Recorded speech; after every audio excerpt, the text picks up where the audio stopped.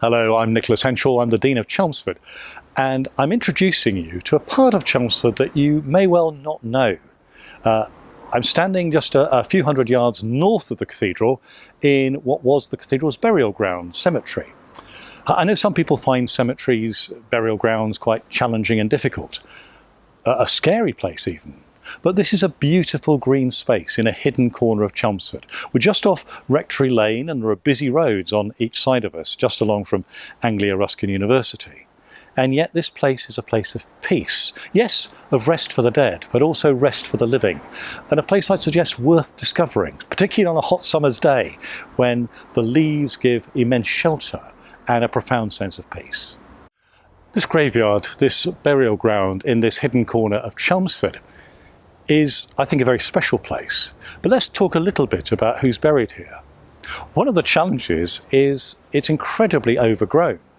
The council mows the lawn down the middle, but we're surrounded by brambles and bushes and trees. There are 3 graves here which are always clear, and they're war graves. As you know, there's a special commission and community that looks after war graves, not simply in this country, but across Europe. A very important recognition of what we owe to previous generations. And here we have 3 of those that if you come into this graveyard, you'll be able to find very easily. But on a wider scale, there's something very historic about what's memorialised in this place. 2 families in particular, the Chancellors and the Mildmays, names that ring out down Chelmsford history.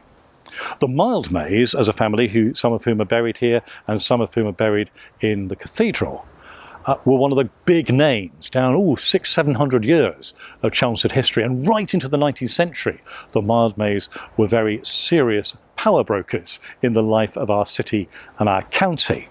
If you go into the cathedral, of course, you can see the Mildmay tomb. It's a 16th century tomb in multiple colours with those beautiful little statues all over it. It's very well worth seeing, both as a work of art and recognising the memorialisation of the dead from the 17th century. And so buried in this plot are some of the great figures of Chelmsford history. Yet again, it is a graveyard, yes, a burial place, but actually a place where you can rest easy. Okay, there are some great souls buried here, but still it's a place of peace, not a place of a disturbance. It doesn't feel, in any sense, a place which raises the hairs on the back of our necks, rather a place that soothes us and invites us. We've come to the bottom of the graveyard, so to speak. It's right by the bypass, the great road that goes over the Chelmer and heads north, so there may be some noise in the background, but even then, there's a sense of peace in this place, and also a sense of that connection with the earth, not just because it's a burial ground, but because we're surrounded by so much greenery. There's fruit growing just over there. The grass, even in this dry weather, is very obviously part and parcel of what creates this beautiful ambience. And therefore, I'd want to go back to where I began, really.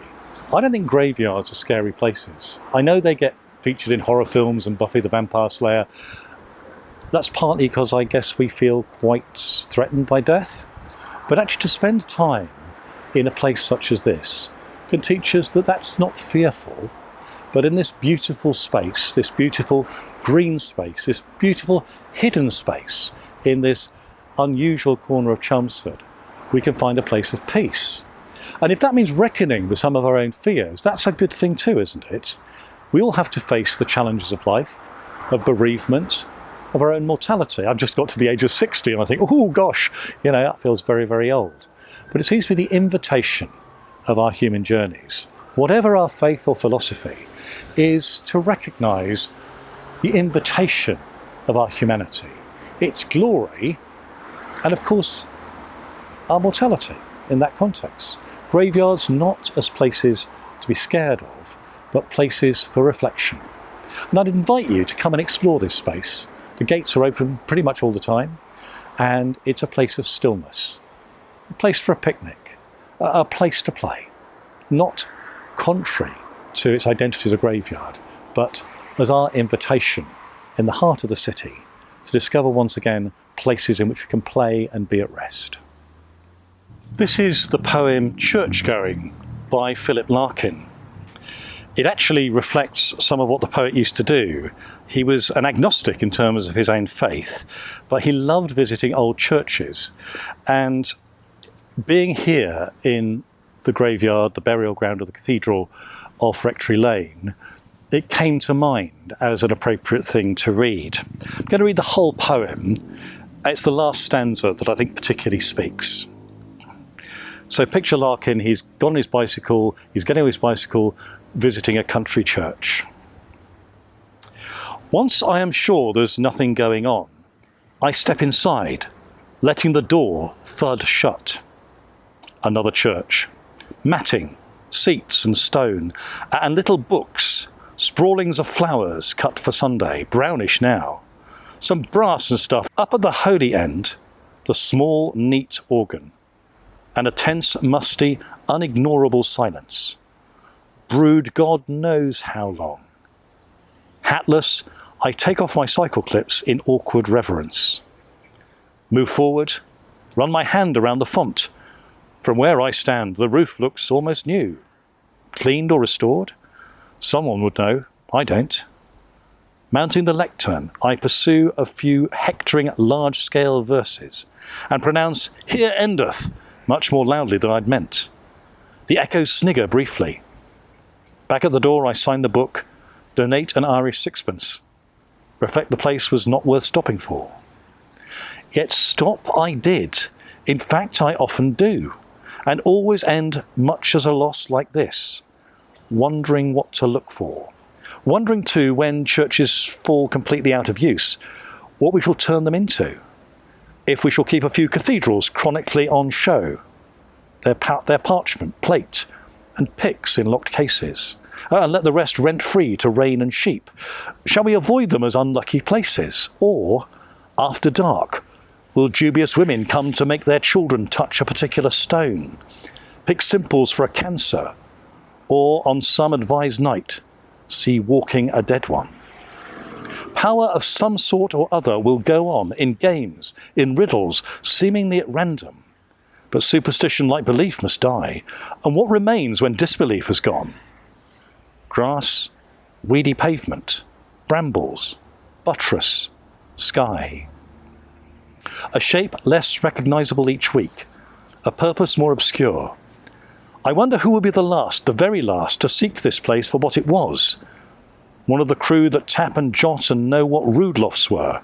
Some ruin bibber, randy for antique, or Christmas addict counting on a whiff of gown and bands, and organ pipes and myrrh. Or will he be my representative? Bored, uninformed, knowing the ghostly silt dispersed, yet tending to this cross of ground through suburb scrub, because it held unsplit so long and equably what since is found only in separation. Marriage and birth and death, and thoughts of these. For whom was built this special shell? For though I've no idea what this accoutred frowsty barn is worth, it pleases me to stand in silence here. A serious house on serious earth it is, in whose blent air all our compulsions meet, are recognised and robed as destinies, and that much never can be obsolete, since someone will forever be surprising a hunger in himself to be more serious, and gravitating with it to this ground, which he once heard was proper to grow wise in, if only that so many dead lie around.